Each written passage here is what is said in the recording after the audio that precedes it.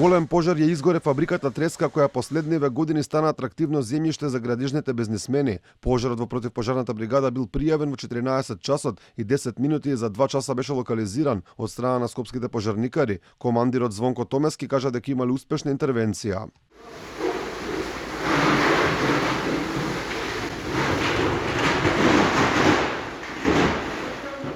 Интервенирано е веднаш со сите расположливи сили што ги имаме од тој момент.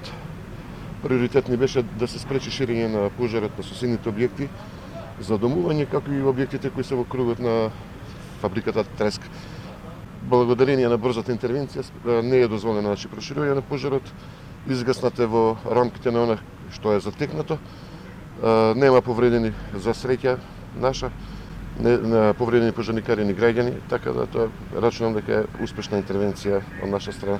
Во дворот на фабриката Треска беше градоначалничката на Скопје Данела Арсовска, која порача дека ако пожарот бил подметнат, виновниците мора да добијат најстроги казни. Важно е да се заштитат граѓаните, особено имајќи во предвид дека се работи за исклучително голем број на стамбени куќи и на деловни објекти кои што беа загрозени денеска од овој пожар.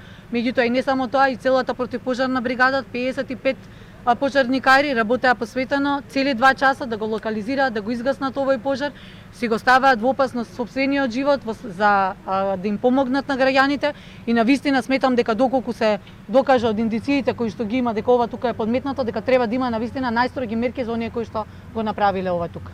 Томески вели дека причините за овој пожар се уште не се познати и порача дека истите мора најбрзо што е можно да бидат откриени.